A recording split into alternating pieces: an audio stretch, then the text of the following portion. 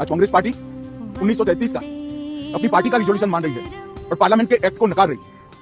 मुझे तो बड़ा आश्चर्य है, श्री राहुल गांधी की नेतृत्व में कांग्रेस पार्टी फिर एक बार इस देश में तुष्टीकरण की राजनीति को पुरजोश तरीके से आगे बढ़ा रही है। मैं देश की जनता को अपील करना चाहता हूं कि एक बार इस देश ने गलती करी थी वंदे मातरम के 2 टुकड़े होने देने की, और एक गलती के गंभीर परिणाम हमने भुगते हैं। अब देश की जनता एकजुट हो और कांग्रेस पार्टी के इस फैसले के खिलाफ आवाज बुलंद करे कि अब इस देश में तुष्टीकरण की राजनीति नहीं चलेगी।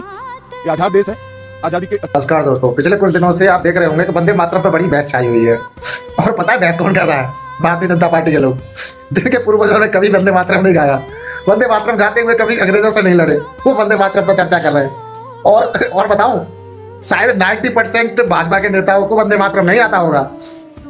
मोदी जी और अमित शाह जी बिना पढ़े, बिना किसी लेटर के वंदे मातरम नहीं गा सकते हैं। और अभी 2 दिन पहले अखिलेश यादव ने तो खुद टीवी के सामने, मतलब एक कैमरामैन के सामने वंदे मातरम सुनाया था।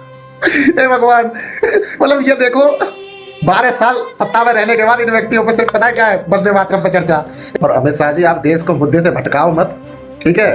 आप संसद आओ, इमरजेंसी संसद चलाओ, आओ और बताओ कि दिल्ली में बच्चों पे बैलेट गन, किलो वाली लाठियां किसने चलवाई, ये बताओ। आप आके मुद्दे से मत भटकाओ देश को। मुद्दा तो देश में अब यही रहेगा, शिक्षा का ही। हमारा रुपया क्यों गिर रहा है, उस पर कोई जवाब नहीं है। हमारे देश में महंगाई क्यों बढ़ रही है, उस पर कोई जवाब नहीं है। शिक्षा हमारे देश में क्यों उपलब्ध नहीं हो पा रही है, उस पर कोई जवाब नहीं है। भुखमरी हमारे देश में क्यों फैल रही है, उस पर कोई जवाब नहीं है। बेरोजगारी हमारे देश में क्यों फैल रही है, उस पर कोई जवाब नहीं है। बस जवाब है तो सिर्फ एक बात पे, वो भी वंदे मातरम। तो उस वंदे मातरम को इनके शायद किसी पूर्वज ने गाते हुए आजादी की लड़ाई में शामिल नहीं हुए, उसी वंदे मातरम को, उसी जनगणमन गीत को, सॉरी, जनगणमन राष्ट्रीय गान को और वंदे मातरम गीत को प्रावधान के तहत कांग्रेस ने ही प्रावधान में डाला था। ठीक है, तो ये रोना धोना बंद करिए और कुछ शिक्षा, स्वास्थ्य, रोजगार के मुद्दे पे बात करिए।